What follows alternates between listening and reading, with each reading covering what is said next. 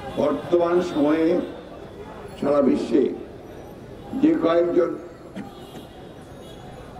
নেতা তারা গণতন্ত্রের জন্য সংগ্রাম করে চলেছেন এবং তার জন্য ত্যাগ স্বীকার করছেন, তাদের অন্যতম নেতা দেশনেত্রী বেগম খালেদা জিয়া আজকে অন্যায়ভাবে আজকে ফ্যাসিবাদের আগ্রাসনের শিকার হয়ে অত্যাচার নির্যাতনের মধ্যে তাকে একেবারেই রাজনীতি থেকে দূরে সরে দেওয়ার লক্ষ্যে তাকে একেবারে বেআইনিভাবে আইনকে অত্যন্ত বেআইনিভাবে ব্যবহার করে দীর্ঘদিন ধরে তাকে কারাগারে আটক করলেন। এই নেত্রী শুধু আজকে নয় বা স্বৈরাচার বিরোধী সংগ্রামের নেতৃত্বে নয় অথবা বাংলাদেশকে গড়ে তোলার ক্ষেত্রে তার ভূমিকার জন্য নয়, আমি বারবার যে কথাটা বলি যে এই দেশের যে অভ্যুদয় স্বাধীন বাংলাদেশের যে নির্মাণ সেটা প্রথম লগ্ন থেকেই এই দেশনেত্রী বেগম খালেদা জিয়া তার সঙ্গে ওতপ্রোতভাবে জড়িত। আপনারা সবাই জানেন যে স্বাধীনতার ঘোষক শহীদ প্রেসিডেন্ট জিয়াউর রহমানের সহধর্মিণী খালেদা জিয়া এবং 1971 সালের 26শে মার্চ যখন শহীদ জিয়া স্বাধীনতার ঘোষণা দেন বেতার কেন্দ্র থেকে, তখন তিনি সেখানে ছিলেন তার শিশুপুত্র আজকে আমাদের ভারপ্রাপ্ত চেয়ারম্যান জনাব তারেক রহমান এবং কোকো তখন একেবারেই শিশু। তাদেরকে সঙ্গে নিয়ে এই দেশের বেগম খালেদা জিয়া যখন জিয়াউর রহমান সাহেব যুদ্ধে চলে গেছেন ঘোষণা দিয়ে, তখন এই দুটি শিশুকে সাথে নিয়ে তিনি সমস্ত ঝুঁকি মাথায় নিয়ে তিনি গোপনে ঢাকায় এসেছেন। তার পূর্বেও যখন ডক্টর সৈনিকেরা সেই ক্যান্টনমেন্টে ওনার কাছে এসে জিজ্ঞেস করেছিল যে আমাদেরকে অস্ত্র সমর্পণ করতে বলা হচ্ছে, তিনি তাদেরকে বলেছিলেন যে শহীদ যার নির্দেশ ছাড়া তোমরা কোনো কিছুই করবে না।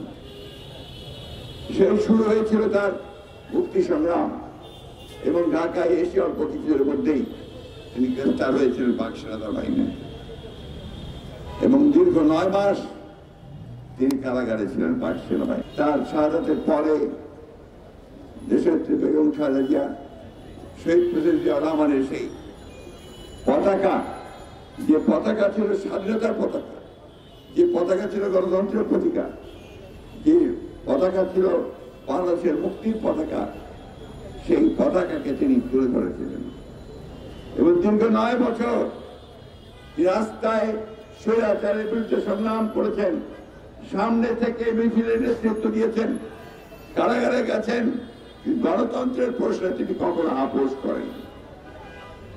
বন্ধুগণ, সেই নেত্রী আজকে আবারও সেই গণতন্ত্রের জন্যই আজকে দীর্ঘদিন ধরে তিনি সংগ্রাম করছেন এবং কারাগারে রয়েছেন, এখন বন্দী অবস্থায় আছেন।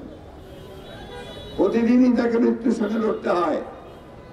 সেই দেশনেত্রী বেগম খালেদা জিয়া আপনাদের মনে করে দিতে চাই যে 2018 সালের ফেব্রুয়ারি মাসের আমাদের যে এজিএম হয়েছিল লা মেরিডিয়ান হোটেলে, সেই লা মেরিডিয়ান হোটেলে তিনি একটা দীর্ঘ বক্তব্য রেখেছিলেন। সেই বক্তব্যের মধ্যে পরিষ্কার করে তিনি বলেছিলেন, আমি জানি না এর পরে এই আদালতের রায়ের পরে আমি কোথায় থাকব, কিন্তু আমি আপনাদেরকে বলছি যে আপনারা গণতন্ত্রের আন্দোলনে কখনো পিছপা হবেন না।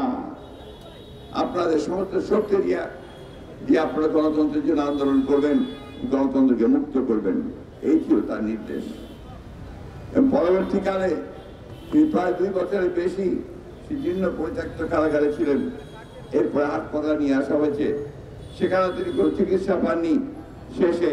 একেবারে শেষে তাকে বাসায় নিয়ে আসা হয়েছে, সাজা স্থগিত করে। এখানে আরেকটা চালাকি আছে, চালাকিটা কে এটা আমরা অনেকেই বলি না। 6 মাস করে সাজা স্থগিত করছে। তার মানে সাজা কিন্তু কমছে না, সেই সাজা আবার যুক্ত হবে ভবিষ্যতে যখন তাদের প্রয়োজন হবে। এটা আরেকটা খেলা, অর্থাৎ আরো বেশি দীর্ঘায়িত করা হবে। আমরা জানি যে লোয়ার কোর্ট তাকে 5 বছরের সাজা দিয়েছিল, কিন্তু হায়ার কোর্ট তাকে 10 বছর করেছে। আপনারা জানেন যে মামলাটা সম্পূর্ণ একটা সাজানো মামলা ছিল, মিথ্যা মামলা ছিল। সেইভাবেই তাকে মূল লক্ষ্যটা ছিল তাকে রাজনীতি থেকে সরিয়ে দেওয়া।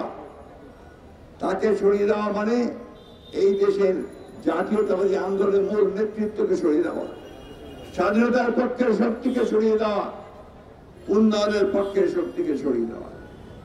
বন্ধুগণ, এটা ছোটখাটো ব্যাপার নয়, এটা হচ্ছে একটা জাতীয়তাবাদী শক্তিকে নিশ্চিহ্ন করার ব্যাপার।